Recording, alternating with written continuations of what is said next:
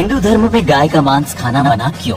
दोस्तों, हिंदू धर्म में वैसे तो मांसाहार को लेकर कोई खास अनुदेश दिया गया है, लेकिन गाय के मांस को खाना पूरी तरह से वर्जित है। दरअसल हिंदू संस्कृति में गाय को सबसे पवित्र माना गया है। इतना ही नहीं, गाय को माँ का दर्जा भी दिया गया है, तभी उनको गौ माता कहा जाता है। गाय को माता कहने के पीछे एक अहम कारण ये भी है कि जब भगवान ब्रह्मा ने सृष्टि की रचना की, तब उन्होंने सबसे पहले धरती लोक में गाय को ही भेजा था, क्योंकि सभी जीवों में गाय ही एकमात्र ऐसी है जो अपने दूध से और अपने स्वभाव से सबको माँ की तरह पालती पोषती है।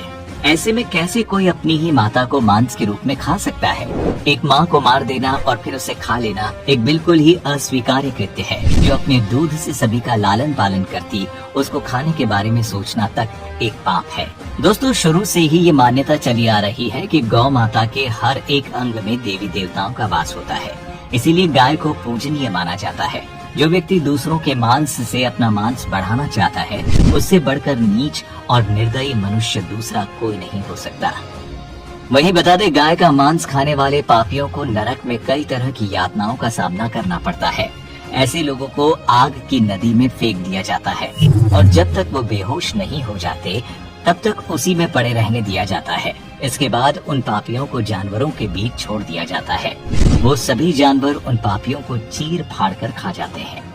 दोस्तों, एक मनुष्य का तन पाकर भी अगर किसी के अंदर दया न जागी, तो कई करोड़ों जन्म तक ईश्वर उसे माफ नहीं करते, और जब तक ईश्वर माफ नहीं करता, तब तक उसे दोबारा मनुष्य योनि में जन्म भी नहीं मिलता है। स्कंद पुराण के काशी खंड के 3 अध्याय में कहा गया है कि जो मनुष्य मांस खाता है, उसके जीवन पर धिक्कार है।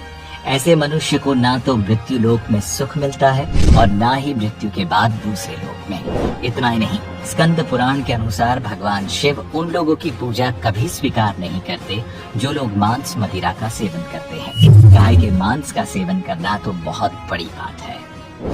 वही वराह पुराण के अनुसार भगवान विष्णु के वराह अवतार कहते हैं कि जो मनुष्य मांस खाता है, मैं ना तो उसकी पूजा स्वीकार करता हूँ और ना ही उसको अपना भक्त मानता हूँ।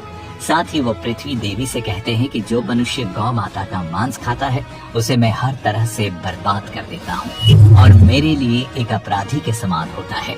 उसके हर सुख सुविधा को मैं मिट्टी में बदल देता हूँ। इसके अलावा भगवत गीता में भगवान श्री कृष्ण ने ये भी बताया है कि मनुष्य को क्या खाना चाहिए और क्या नहीं। भगवान कृष्ण के अनुसार मांस एक तामसिक भोजन है, जिसके सेवन से मनुष्य की बुद्धि क्षीण होने लगती है और मनुष्य अपनी इंद्रियों पर से नियंत्रण खो देता है। उसके बाद मनुष्य ना चाहते हुए भी कई तरह के अपराधों का भागी बन जाता है, और ऐसा मनुष्य जब मेरी पूजा करता है या मुझे याद करता है, तो मैं उसके पास नहीं जाता। इस तरह का भोजन करने वाले लोग अक्सर कुकर्मी, रोगी, दुखी और आलसी होते हैं। कुछ लोगों का तो ये भी मानना है कि वेद मांस भक्षण को जायज बताता है, लेकिन ये सच नहीं है। सच तो ये है कि वेदों में स्पष्ट रूप से बताया गया है कि पशु हत्या अर्थात पशु बलि आपकी श्रेणी में आता है। वेदों का सार उपनिषद और उपनिषदों का सार भगवत गीता है, जिसके अनुसार वेदों में मांस खाने के संबंध में स्पष्ट मना किया गया है। वेदों में बताया गया है कि जो मनुष्य नर, अश्व अथवा अन्य किसी पशु का मांस का सेवन कर उसको अपने शरीर का भाग बनाता है, गौ हत्या कर अन्य जनों को दूध आदि से वंचित करता है, उससे बड़ा पापी इस सृष्टि में कोई भी नहीं।